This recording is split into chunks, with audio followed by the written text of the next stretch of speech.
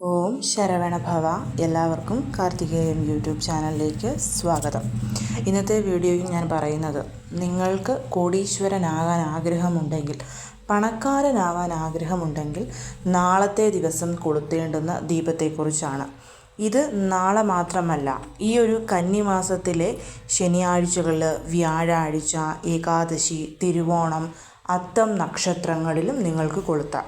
കന്നിമാസത്തിൽ മാത്രമല്ല, തുടർച്ചയായ 7 ശനിയാഴ്ചകളായിട്ടോ അല്ലെങ്കിൽ എല്ലാ ഏകാദശികളിലുമോ ഭഗവാന് മുൻപിൽ നിങ്ങൾക്കിത് കൊളുത്താവുന്നതാണ്. ഒരേ ഒരു കാര്യം മാത്രം, അതായത് സാമ്പത്തിക ഉന്നതി ഉണ്ടാവണം എന്ന് പ്രാർത്ഥനയോടുകൂടി നിങ്ങൾ ഭഗവാന് മുൻപിൽ ഈ ഒരു ദീപം കൊളുത്തി വെച്ചാൽ, അതായത് വെങ്കടേശ്വര ഭഗവാന് മുൻപിൽ നിങ്ങൾ ഈ ഒരു ദീപം കൊളുത്തി വെച്ചാൽ തീർച്ചയായും നിങ്ങൾക്ക് സാമ്പത്തിക പുരോഗതി ഉണ്ടാവുകയും ആ വഴി കോടീശ്വര യോഗം വന്നു ചേരുകയും ചെയ്യും. നമുക്കറിയാം, ഭഗവാൻ വെങ്കടേശ്വരൻ എന്ന് പറയുന്നത് ഒരുപാട് ധനം കയ്യിലുള്ള ഭഗവാനാണ്. തൻ്റെ ഭഗവാന്റെ മുൻപിൽ വെക്കുന്ന ഏതൊരു പ്രാർത്ഥനയും ഭഗവാൻ സ്വീകരിക്കും. നമുക്കറിയാം, ദേവിയെ വിവാഹം കഴിക്കാൻ വേണ്ടി കുബേര ഭഗവാന്റെ അടുത്തു നിന്നും ഭഗവാൻ വാങ്ങിയ കടമാണ് നമ്മൾ ഭക്തർ വഴി അടച്ചു തീർക്കുന്നത് വെങ്കടേശ്വര ഭഗവാൻ. നമ്മൾ ഭക്തർ ഭഗവാന് സമർപ്പിക്കുന്ന പണം ആ ഒരു കടത്തിലോട്ടാണ് പോകുന്നത്. എന്നാൽ നമ്മൾ എത്ര രൂപ ഭഗവാന് കൊണ്ട് സമർപ്പിച്ചാലും ഭഗവാൻ അതിൻ്റെ ഇരട്ടിക്കിരട്ടിയായിട്ട് നമുക്ക് തിരിച്ചു തന്നുകൊണ്ടേയിരിക്കും. അതുകൊണ്ട് തന്നെ നിങ്ങൾക്ക് ജീവിതത്തിൽ ഉന്നതി ഉണ്ടാവണം, സാമ്പത്തിക പുരോഗതി ഉണ്ടാവണം, കോടീശ്വര യോഗം ഉണ്ടാകണമെന്നുണ്ടെങ്കിൽ ഈ ഒരു ദീപം കൊളുത്തുക. ഇത് വെറുതെ പറയുന്നതല്ല. ശനിയാഴ്ചകളിൽ തുടർച്ചയായിട്ടോ, ഏകാദശികളിൽ നിങ്ങൾ തുടർച്ചയായിട്ടോ ഒരു വർഷം കണ്ടിന്യൂ, എല്ലാ ദിവസവുമല്ല, ഒരു വർഷം തുടർച്ചയായി എല്ലാ ശനിയാഴ്ചകളിലും മാസത്തിൽ വരുന്ന 2 ഏകാദശികളിലും നിങ്ങളിതൊന്ന് കൊളുത്തി നോക്കൂ. മാറ്റം നിങ്ങൾക്കറിയാൻ സാധിക്കും. ആദ്യം നമുക്ക് ആ ഒരു ദീപം എങ്ങനെ കൊളുത്താം എന്നതിനെക്കുറിച്ച് നോക്കാം. എല്ലാവർക്കും അറിയാവുന്ന മാവിളക്കാണ് ഞാനിവിടെ പറയുന്നത്. പക്ഷേ എല്ലാ പ്രാവശ്യവും കൊളുത്തുന്നതിൽ നിന്നും ഒരു വ്യത്യാസം കൂടിയിട്ടുണ്ട് ഈ പ്രാവശ്യം ഈ മാവിളക്ക് കൊളുത്തുന്നതിൽ. അതും കൂടിയിട്ട് നോക്കിയിട്ട് വേണം നിങ്ങൾ കൊളുത്താൻ വേണ്ടിയിട്ട്. അതിനുശേഷം നമുക്ക് ഏകാദശിയെ പറ്റി പറയാം. അപ്പോൾ നമുക്ക് എങ്ങനെയാണ് മാവിളക്ക് കൊളുത്തുന്നതെന്ന് നോക്കാം. അതിനായി നോൺ വെജ് ഒന്നും നിങ്ങൾ എടുക്കാത്ത ഒരു പാത്രം ഇതിനു വേണ്ടിയിട്ട് എടുക്കണം. ഞാൻ ഇതുപോലത്തെ വലിയ ഒരു സ്റ്റീൽ പ്ലേറ്റാണ് മാവ് കുഴയ്ക്കാനായിട്ട് മാറ്റി വെച്ചിരിക്കുന്നത്. ഇതിലേക്ക് അരിപ്പൊടി, നമ്മൾ വീട്ടിൽ പൊടിക്കണമെന്നുള്ള നിർബന്ധമൊന്നുമില്ല.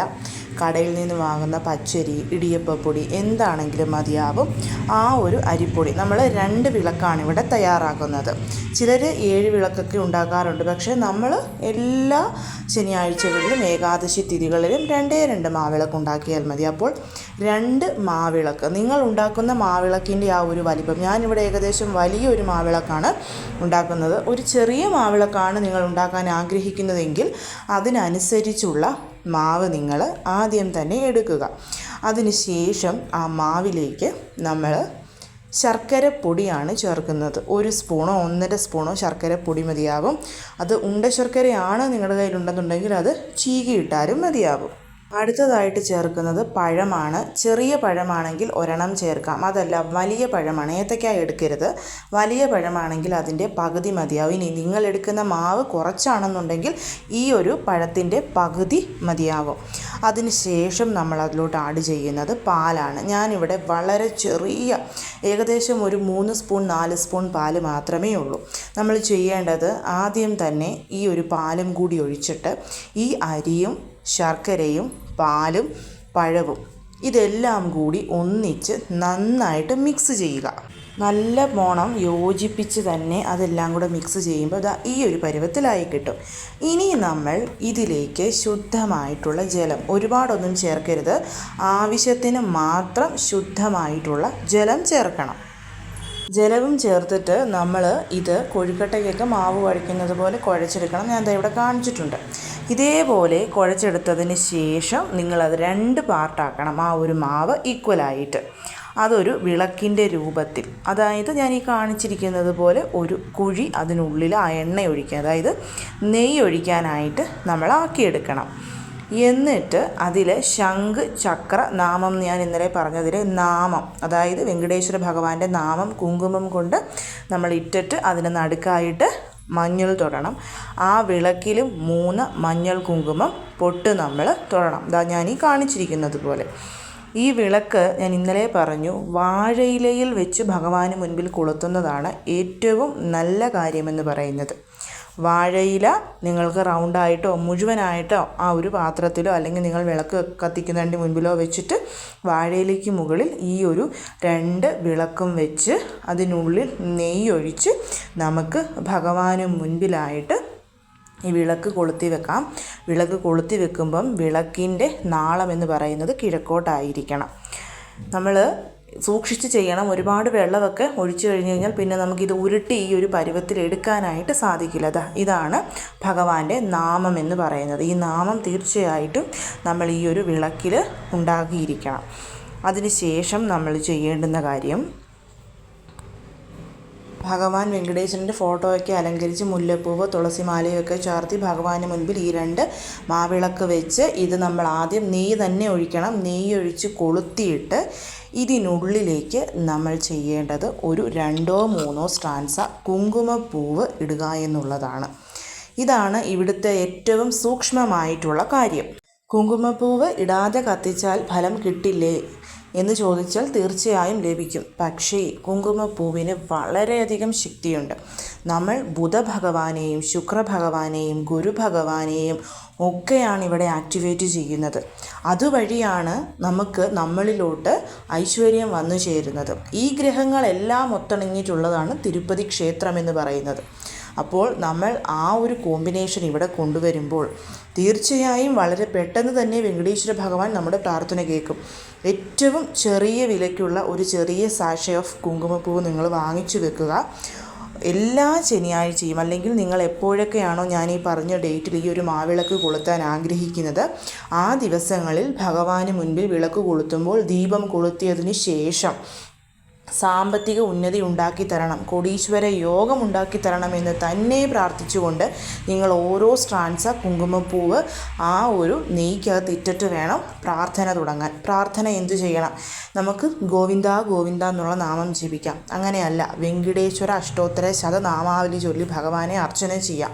അല്ലെങ്കിൽ ഓം നമോ വെങ്കടേശായ എന്നുള്ള ഭഗവാന്റെ മന്ത്രം ചൊല്ലാം. ഗോവിന്ദ ഗോവിന്ദ എന്നുള്ള നാമം ചൊല്ലുമ്പോൾ വളരെ പെട്ടെന്ന് തന്നെ നമുക്ക് ഫലം കിട്ടും. അതുകൊണ്ട് എന്ത് മന്ത്രം ചൊല്ലണമെങ്കിലും നിങ്ങൾക്ക് ചൊല്ലാവുന്നതാണ്. പക്ഷേ ഈ ഒരു കാര്യം തീർച്ചയായും നിങ്ങൾക്ക് ചെയ്യാം. ഞാൻ നിങ്ങളോട് ചന്ദനത്തടി വെങ്കടേശ്വര പൂജ പറഞ്ഞിരുന്നു. എല്ലാ മാസവും അത്തം നക്ഷത്രം വരുന്ന ദിവസം ആ പൂജ ചെയ്യുമ്പോഴും നിങ്ങൾക്ക് ഈ ഒരു മാവിളക്ക് കൊളുത്തി ഭഗവാനെ പൂജിക്കാവുന്നതാണ്. ഇതുവഴി ഒരുപാട് ഐശ്വര്യം നമുക്ക് നമ്മുടെ ജീവിതത്തിലോട്ട് വരും. നിങ്ങളിതൊന്ന് കൊളുത്തി നോക്കൂ. നിങ്ങൾ പ്രതീക്ഷിക്കുന്ന രീതിയിൽ തിരുപ്പതി ദർശനത്തിനും കോടീശ്വര യോഗമുണ്ടാവാനും പടിപടിയായിട്ടുള്ള സാമ്പത്തിക ഉന്നതിയും നിങ്ങൾക്ക് ഉറപ്പാണ്. ഇനി നമുക്ക് ഇന്ദിരാ ഏകാദശിയെപ്പറ്റി നോക്കാം. കന്നിമാസത്തിലെ കറുത്തപക്ഷ ഏകാദശിയാണ് ഇന്ദിരാ ഏകാദശി എന്ന് പറയുന്നത്. ഭഗവാൻ നാരായണനോടൊപ്പം ദേവിക്കും പ്രിയപ്പെട്ട ഏകാദശി. കാരണം ഇന്ദിര എന്ന് പറയുന്നത് തന്നെ സാക്ഷാൽ മഹാലക്ഷ്മിയാണ്. അപ്പോൾ മഹാലക്ഷ്മിക്കും ഭഗവാൻ നാരായണനും ഒരുപോലെ പ്രിയപ്പെട്ട ഏകാദശിയാണ്.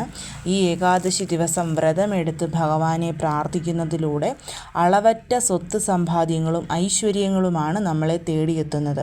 നാളത്തെ ദിവസം വളരെയധികം ഓസ്പീഷ്യസ് ആയതുകൊണ്ട് തന്നെ വ്രതമെടുക്കാൻ സാധിക്കാത്തവരും ഭഗവാന് ഈ മാവിളക്ക് ദീപം കൊളുത്തി ഭഗവാന്റെ മന്ത്രങ്ങൾ, നിങ്ങൾക്കറിയാവുന്ന മന്ത്രങ്ങൾ ചൊല്ലി ഭഗവാനെ പ്രാർത്ഥിക്കണം. ഭഗവാനെ പൂജിക്കുമ്പോൾ എപ്പോഴും പറയുന്നത് പോലെ ലക്ഷ്മി സമേതനായ മഹാവിഷ്ണുവിനെ വേണം നമ്മൾ പ്രാർത്ഥിക്കാൻ വേണ്ടി, ഏകാദശികളിൽ പ്രത്യേകിച്ച്. ഏകാദശിയുടെ ഏറ്റവും അധികം ഫലമുള്ള സമയമെന്ന് പറയുന്നത് ഹരിവാസര സമയമാണ്. ഹരിവാസര സമയം ആരംഭിക്കുന്നത് നാളെ ബുധനാഴ്ച വൈകിട്ട് 5:49 ആരംഭിച്ച് അവസാനിക്കുന്നത് വ്യാഴാഴ്ച അതിരാവിലെ 5:39. സോ ആ ഒരു സമയത്ത് നിങ്ങൾക്ക് മാവിളക്ക് കൊളുത്തി പ്രാർത്ഥിക്കാം. നാളെ രാവിലെയും മാവിളക്ക് കൊളുത്തി പ്രാർത്ഥിക്കാവുന്നതാണ്. ഇപ്പോൾ മഹാലയപക്ഷം നടന്നുകൊണ്ടിരിക്കുന്നത് കൊണ്ട് തന്നെ പിതൃദോഷങ്ങൾ തീരാനും ഈ ഒരു ഏകാദശി വ്രതമെടുത്ത് ആർക്കെങ്കിലുമൊക്കെ ദാനധർമ്മങ്ങൾ ചെയ്യുന്നത് വളരെ നല്ലതാണ്. എപ്പോഴും പറയുന്നത് പോലെ അന്നദാനം ചെയ്യാൻ മറക്കരുത്. അഷ്ടമി രോഹിണിക്ക് നമുക്ക് ഐശ്വര്യം ലഭിക്കാൻ വേണ്ടിയിട്ട് ക്ഷേത്രത്തിൽ ചെയ്യേണ്ടുന്ന വഴിപാട് ചെയ്യാൻ സാധിക്കാത്തവർക്കൊക്കെ നാളെ ഏകാദശിയിൽ പോയി ക്ഷേത്രത്തിൽ ആ ഒരു വഴിപാട് ചെയ്യാവുന്നതാണ്. തീർച്ചയായും നിങ്ങൾക്ക് നല്ല ഫലം ലഭിക്കും. നാളത്തെ ദിവസം നിങ്ങൾ ചെയ്യേണ്ടുന്ന മറ്റൊരു കാര്യമെന്ന് പറയുന്നത് ഭഗവാന് തുളസി മാല ചാർത്തുക എന്നുള്ളതാണ്. തുളസി അതിപ്പോൾ നിങ്ങൾക്ക് തുളസി മാലയായിട്ടോ ഏലക്കാമാലയായിട്ടോ ചാർത്താം. കാരണം കന്നിമാസം നമ്മൾ ഏലക്കാമാല ചാർത്തിയാലും തുളസിമാല ചാർത്തുന്നതുമൊക്കെ വളരെ വളരെ നല്ല ഫലങ്ങൾ നമുക്ക് തരും. ലക്ഷ്മി ദേവിക്ക് നിങ്ങൾക്ക് ഗ്രാമ്പൂമാലയും ഭഗവാന് നിങ്ങൾക്ക് തുളസിമാലയും അല്ലെങ്കിൽ ഏലക്കാമാലയോ ചാർത്താം. അതൊക്കെ അവരവരുടെ താല്പര്യം. പക്ഷേ ഈ കന്നിമാസത്തിൽ ഏതെങ്കിലും ഒരു ദിവസമെങ്കിലും ഭഗവാന് ഏലക്കാമാല 27 ഏലക്ക കൊണ്ടുള്ള മാല ചാർത്താനായിട്ട് മറക്കരുത്. അതുപോലെ ഏകാദശി ദ്വാദശി തിഥികളിൽ നമ്മൾ തുളസിയില പറിക്കില്ല. അതുകൊണ്ട് ഇന്നേ എല്ലാവരും തുളസിയിലയൊക്കെ പറിച്ചു വെക്കണം. തുളസിയില തീർച്ചയായും ഈ കന്നിമാസം ഭഗവാൻ മഹാവിഷ്ണുവിന് സമർപ്പിക്കാനും മറക്കരുത്. ഇനി ഏകാദശിയുടെ പാരണ വീടേണ്ട സമയമെന്ന് പറയുന്നത് സെപ്റ്റംബർ 17 വ്യാഴാഴ്ച രാവിലെ 6:15 10:18 ഇടയ്ക്കുള്ള സമയത്താണ് പാരണ വീടേണ്ടത്. തുളസി തീർത്ഥം കുടിച്ചോ അടുത്തുള്ള ക്ഷേത്രത്തിൽ പോയി തീർത്ഥം വാങ്ങിച്ചു കുടിച്ചോ നിങ്ങൾക്ക് നിങ്ങളുടെ പാരണ വീടാവുന്നതാണ്. അപ്പോൾ കഴിയുന്നതും എല്ലാവരും ഭഗവാനെ മാവിളക്ക് കൊളുത്തി തന്നെ പ്രാർത്ഥിക്കാൻ ശ്രമിക്കുക. അതിൻ്റെ ഫലം തീർച്ചയായും നിങ്ങൾക്ക് ലഭിക്കുന്നതായിരിക്കും. എല്ലാവരെയും മുരുകൻ അനുഗ്രഹിക്കട്ടെ. ഓം ശരവണഭവ.